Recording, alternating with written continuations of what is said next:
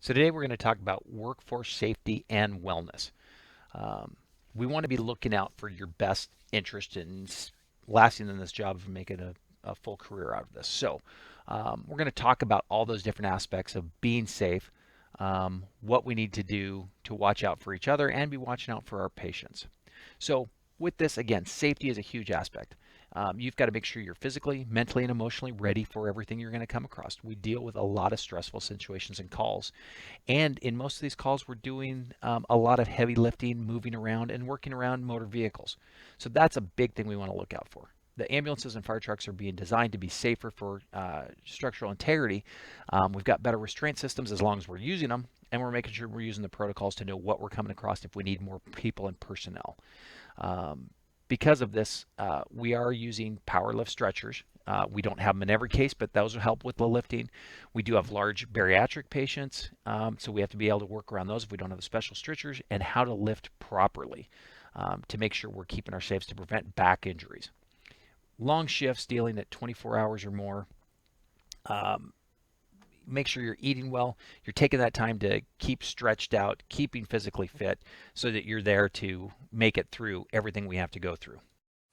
Welcome back, ladies and gentlemen. National Geographic's Fire Department edition. We were gone for a while, but we wanted to come back with a very important subject near and dear to most firefighters' hearts: back injuries. So here in Florida, we've mixed EMS and fire together. Therefore, most back injuries are caused by stretcher lifting. And unfortunately, in certain areas, people have really enjoyed their food and become, for lack of a better word, dense. Yes. So, because of the higher density, we've had to adopt something called a two-person stretcher lifting procedure. This, in my opinion, is not very good. Puts the wrist in very awkward positions, and it's just not good for the general person. So, let's review how this would go normally with the old style of lifting the stretcher. Over here, these two gentlemen would approach the stretcher itself, and they would line up on each side of it and grab it. Gentlemen. So as you can see, they're bringing it out. It's just very, very awkward, not good for the wrists, puts the back in a very bad position, and unfortunately, they're just not close enough. We want people to be nice and close. So let's load it back in and show them the new way that we would do this. So person A, which is normally going to be the shorter person, is going to approach the stretcher.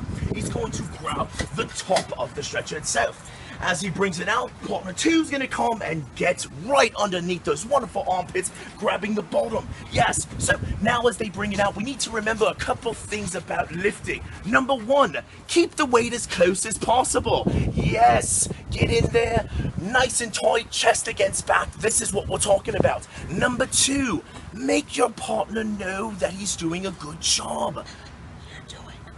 Absolutely, get the lips right next to the ear. That's very, very good. Okay, so, and the last thing we need to do is, as we're lowering the stretcher, the person in front wants to lift specifically with his back, shooting his hips directly back.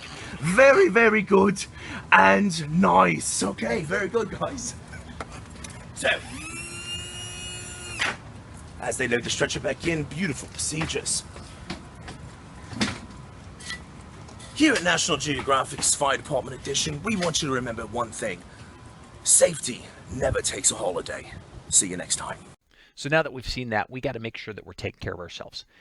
Proper muscle strength, making sure that we're working on our cardiovascular and our flexibility and stretching. All those are going to be a huge important with how we're going to be able to lift, move, get around without trying to help prevent injuries. So it's basically a combination of multiple different exercises, and it doesn't matter what you do, whether you're doing isometric, whether you're doing muscle strength exercises. There's lots of different things you can do out there so you can fit it within your regular work day. If you're able to take the time off and you get the gym and able to do that, I know on the ambulance out there, a lot of times we don't have those abilities to get out and actually work out. So it's finding those times to take care of yourself and working on your core muscles, especially when we're dealing with lifting. Cardiovascular is going to be a huge aspect, and it's trying to make sure you're exercising, running, doing something at vigorous pace, at least 3 days a week. Get your heart rate up, get your body moving, and that's going to be a big factor in taking care of ourselves. There's different ways to find your target heart rate and where you're supposed to do. I'm not going to get too much into that. And this whole lecture is going to talk about a lot of different things with nutrition, health, and that, which hopefully you know. If not, you'll be able to go over these slides yourself. and review some of these areas. But whether it's doing walk, bike, stairs, just make it a habit and getting that heart rate up and having those brief periods of intensity are going to be big things that are going to be important. Lots of videos that you can buy out there and have people direct you on that. You can do your own. There's so many different aspects. But stretching is going to be another aspect of things. Whether it's doing yoga, just doing that flexibility, especially as we get older. Injuries we're harder to recover from, and we're more likely to get injuries if we're not stretching. Also, eating the right stuff. That's going to be a huge aspect, and I know it's hard, especially working on an ambulance, but sometimes we're dealing with fast food or quick items. But it's make sure of packing those lunches, doing things to get a balanced nutrition out there, so you're eating the right things, so you're able to take care of yourself and again last this career for a long time. Several different places you can go, and we're going to talk about that. But that's the big thing: is stressing, eating right, and taking care of yourself. Um, Definitely different ways to do it, and I'm not going to preach to how it's going to do it. You've got to find a way to make this fit into your lifestyle. Um, so as you can read through, I'm going to let you guys peruse this on your own, but it talks about different things of doing and making sure you're getting the right amount of fruits, vegetables into your diet. You're eating, again, the right stuff out there. I don't care about having to necessarily be a low fat, because high fat contents can also fill you up and take care of different things too, but it's finding the right things for you to take care of yourself. So this is going to go over also nutrition labeling. You guys will have access to all of these slides to review this information. But again, it's making those right choices when you are buying foods. When you are, especially, it's easier in the fire department a lot of the times being able to cook food and having those areas. But when you're on transport vehicles that you don't have access to that, it's packing the right stuff with you and bringing it around, so you have that. And that's where I talk about packing the right stuff, having a cooler, having everything access to you, and then finding the time to drink a lot of waters instead of sodas. Obviously, those are going to be big changes that we're looking for. Exercise is the big thing. It's finding times in your day to make it work around that, and then on your days off. And it's including, the stronger you make it with your family, it keeps you to spend time with there, as well as doing it as a group with your partners. Checking out yourself and also getting an annual physical is going to be a big thing. Wearing sunblock if you're out exposure, especially if you're outside on long periods of time, and just being checked out on an annual basis of where you're at. The other aspect is it's really easy with these high stress jobs to get addictions and abuses. So it's knowing where to look for help, knowing when there's issues, and looking out for not only yourself but for your partners if you're noticing there's any habits or changes in people. So again, we don't look out for just us, we look out for everybody. Um, Biggest injuries we're seeing have been back injuries, and it's from improper lifting techniques. And I know we're in situations sometimes we don't have that ability, and we're working in houses and structures where we're lifting large people to get through.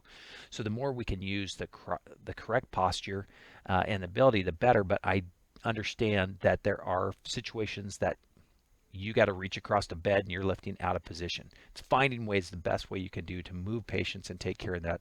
Again, our safety is priority. Yes, we want to be safely moving patients out there, but not at the extent of us bending over, reaching, lifting away from there and causing injuries to ourselves. So this will talk about proper posture when standing and when sitting in the vehicle. You guys know how this is, but it's basically just different things you can do. If you've got a wallet in your back pocket, take it out, put it somewhere else, especially when you're sitting, because that causes a lot of chiropractic issues with your back as well when sitting. Um, when you're lifting, though, make sure you ask for help. Don't be afraid to four-point a stretcher to pick people up. And again, down certain these stairways, you can only get two people through. So if you're unable to carry the weight, make sure you're switching with someone. Don't move too quickly. Make sure you're bending your knees and you're lifting correctly, not bending over your back, because you can get career-ending injuries, especially with these back injuries. And that's going to be the biggest priority in looking out for yourself.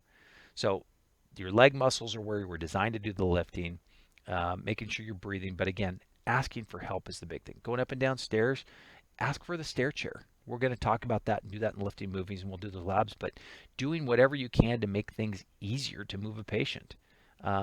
When you're walking, crawling down there, and you have to move someone out of a rescue situation and you're on your hands and knees. all those things you're going to be pulling instead of pushing and doing things. It's just looking out for yourself as best as possible.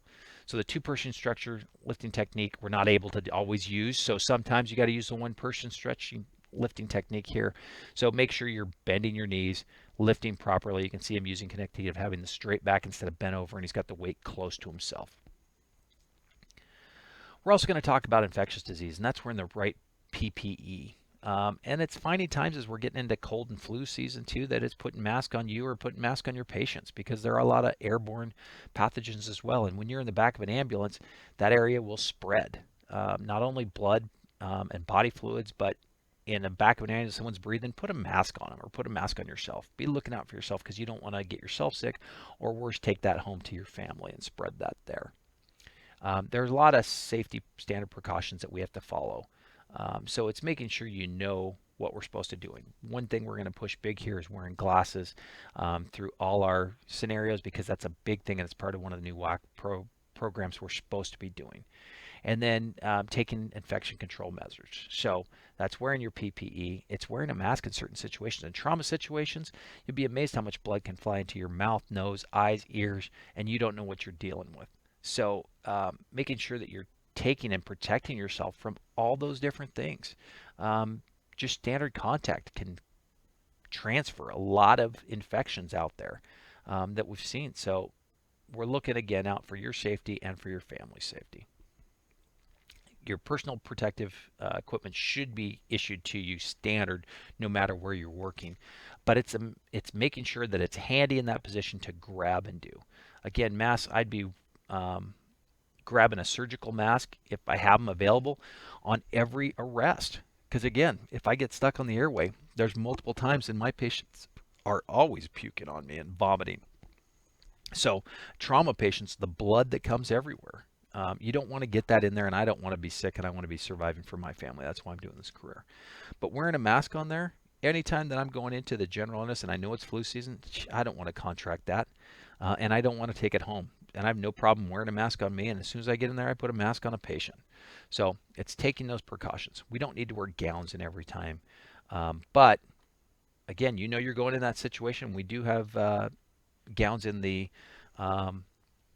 infant and different areas on there that you can pop on. When you're done, making sure you're washing your hands. If you're into the hospital or you're back to the station, whatever, get that off there. You don't want to be transferring that back into your rigs, and you want to make sure you're clean. And hand washing is the easiest way to control any infectious processes.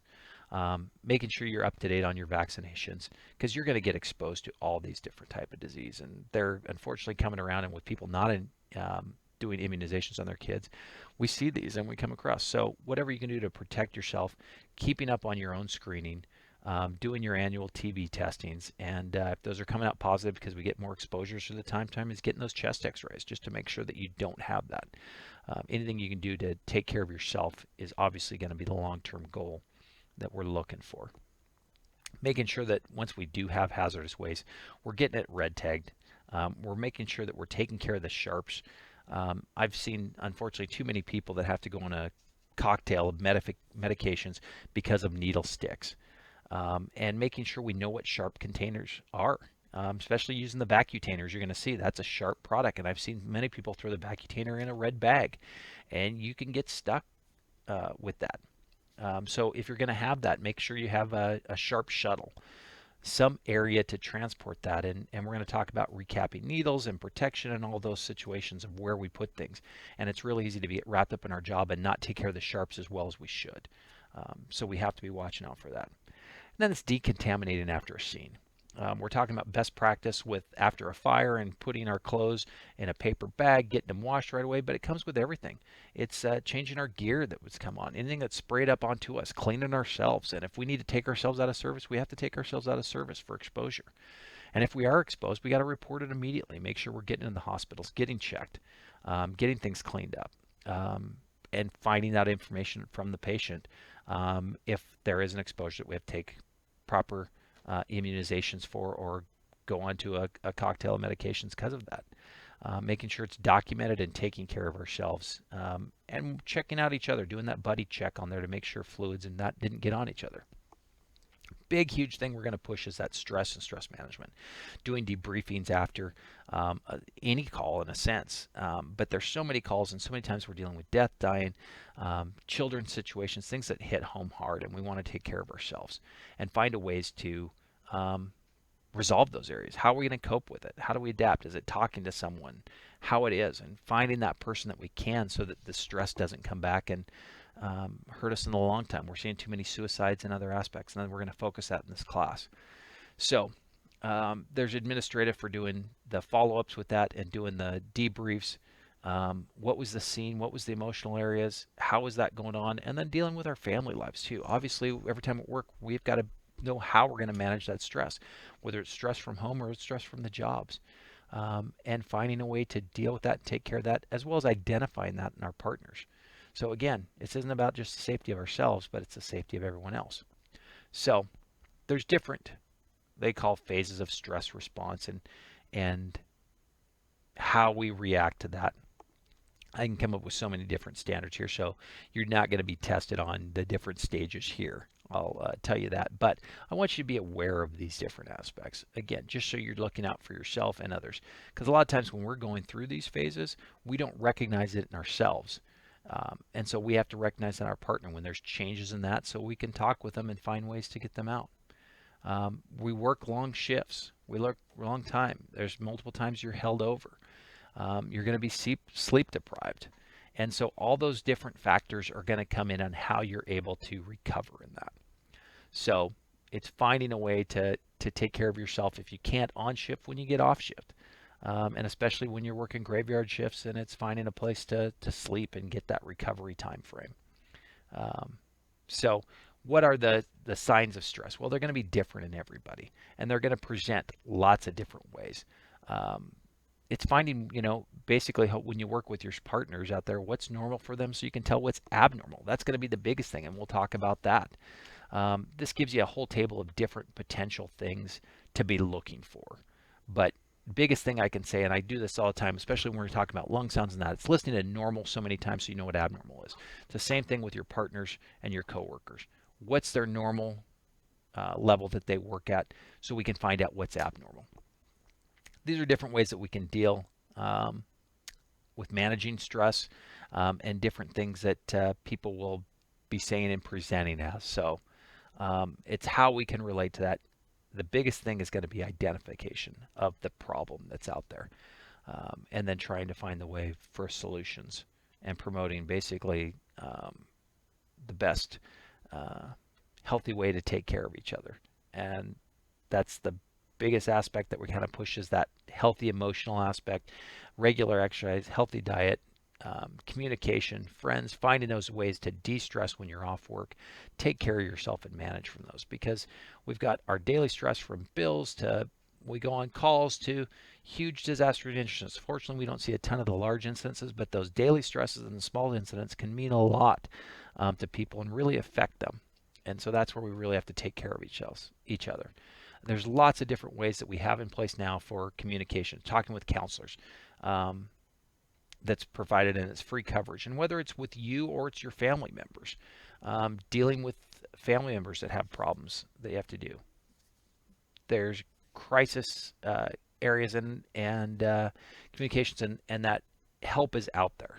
So it's identifying that. Fortunately, we haven't seen huge MCI incidents out there, but that can cause a lot of problems. Puts effects on that building rapport.